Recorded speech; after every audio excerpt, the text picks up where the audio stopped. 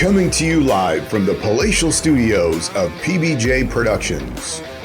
Welcome to Patrick and BJ Talk Real Estate, where we talk about life, the universe, and everything as it relates to real estate. Hey everybody, it's BJ. And Patrick. And here we are again talking about all things real estate. We want to talk today about the upcoming season of spring, which traditionally is the busiest time in the real estate market. And so we're talking about what's coming in spring, but we were just talking about what even in the last week, what these, what we're seeing for numbers, what we're seeing for transactions, and what that tells us about where we're going. Yeah, especially coming out of the headlines for the prior month for January, right, being the lowest sales on record, right, ever, right, whatever. But yeah, out of the past week in sales, we saw 91 sales of all types, condos, houses, land, everything in Victoria. Yeah, there's been multiple offers, and this is how I figure out looking at the stats. I either see something that's been a full price sale. Yeah. So unless it's new construction, right, which they might lower their price, but they're looking for a full price sale sure, at the time, right? Okay, fine. Or there's sale prices that are higher than the listing price, right? Whatever the last listing price was, right? Yeah. So then I add up all those just to get a sense of what's happening. Like, what are the chances sure. of my buyers getting into multiple offers? Right. Because these are the conversations we're having now. It's like, oh, Patrick, so what's it like out there? Can I go around lowballing? We're like, well, the numbers show a little bit different stories. Yeah, and I think we come back to the property has to be priced right. Always, yeah. Right, and it's got to be in reasonable care and maintenance. So it can't be something that needs a whole bunch of work and you're expecting to get multiples. Maybe a year ago or 2 years ago. When everybody felt like this pressure of desperation of, well, if I don't buy something, I won't get something. Right. It's like a runaway train. Yeah. Yeah. But so now I think the point is we're seeing multiples and multiple offers come in on properties that are priced right, properties that are in a good, location, and they're well maintained and well taken care of. Yeah, and for the sake of numbers, to share that, out of that 91 sales, 29.5% were either full price or in multiple offers. So the exact amount was, what was it? There was 10 full price sales out of the 91, 17 were over asking price. Right. So I guess what that tells us is with spring coming and the market getting ready to, do what normally happens in spring, I think if you're thinking about selling, now's the time to start getting your house ready. Grass, flowers. Everything that you put off on repairs, things that you haven't done, get those done, right? Yeah. Because it's not just surviving we got an offer. Now you got to try to keep that offer together. Yeah. Right? So if you haven't repaired something and now it's going to come up in the inspection. Yeah. Yeah. You're going to have to face it anyways. Right. Yeah. So now's the time to start preparing for the spring market. If you're looking to sell your home, the market is showing us that properties that are priced right in the right locations, or not even the right locations, as long as they're priced right, they're selling. And prices have come down from last year's numbers, right? There's a Yeah. lot of consumer confidence for Victoria. Yeah. We had, you mentioned it before, I don't know what the numbers are, but there was a certain amount, people were leaving BC.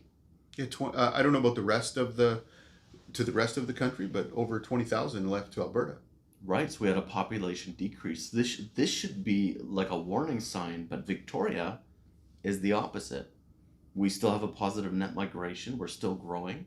There's still demand on housing here. Sure. And who's to blame them, right? Amazing climate, quality of life, opportunities here. Yeah. So I wouldn't be negative about what's happening in our real estate market here. Yeah. So, take advantage of what's happening in the market, which for buyers, this is a great time to buy. We've said this repeatedly.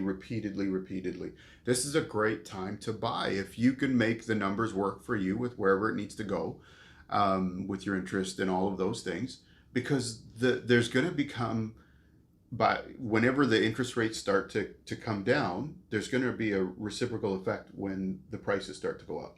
Absolutely. And we know that that's coming. We've talked about this before too, but statistically, 12 to 18 months, right? After a downturn. About a year and a half, you'll see the graphs, prices will go down, and then wherever we left off at, it'll slingshot past them. Yeah, and that's historical. So, that's historical. That's data, that's numbers. Right. Yeah. So if you're thinking about selling, then get your house ready, get your condo ready, get your townhouse ready. If you're thinking about buying, this is the time to buy. And certainly, if you have any questions, reach out to us. We're happy to help however we can. We can answer, hopefully, whatever questions that you have, and certainly point you in the right direction if we don't know the answer to questions specifically that you have.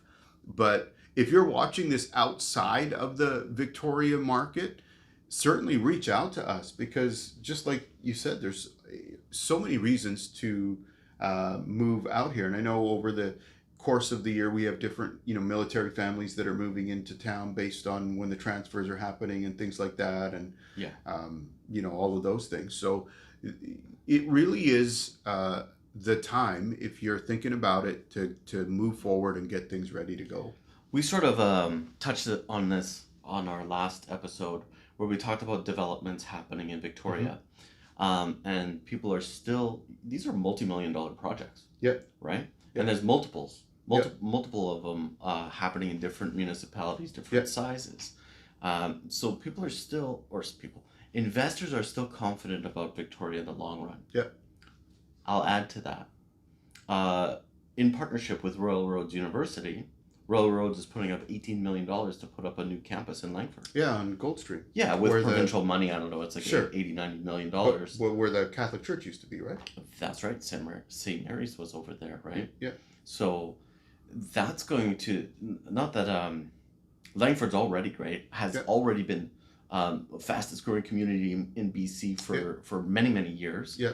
And this is just more reason that people are going to be drawn to different areas of Victoria like this, right? Yeah. So yeah, everything seems to still be positive out there, despite what the news headlines might be saying. Right. Oh, my favorite one is, you're going to have the average, this income, whatever they say, to buy the average house, which is completely misleading in my mind. Right, Sure. Because like a person buying their first house, usually they buy either a starter house, a condo, a townhouse, and it is not the average price typically. Yeah. Right? 100%. And then people use equity from their condo, town, whatever it is, they move up into maybe an average house or above average house. Sure. So it's completely misleading, like these articles, to say you need to make this many hundreds of thousands of dollars. Right. Or $25,000 more than you did the year before. Right. So. Yeah. So we're going to have. But anyways. But we're going to have an episode with a mortgage broker. I know we've had a few already, but we're going to have an episode with a mortgage broker where she's going to break down all the numbers. Here's where you need to be to afford this home. Here's where the down payment needs to be. Here's how all the numbers need to make, to fit, to make sense for you. So we're going to get to that as well, and that'll help you. And we want you to be informed so that you can make quality decisions, because these are big decisions that people are making about their homes and what's going on. So we're going to talk about that in future episodes. But, as far as what's happening here, the world is not ending, right? It's not. We continue to move on and move forward, and the market is seems to be reasonably resilient. Real estate's going to be a stable factor. It's going to have some ups and downs, but with the federal immigration policy, I'll put it this way: we can't build houses fast enough to meet demand.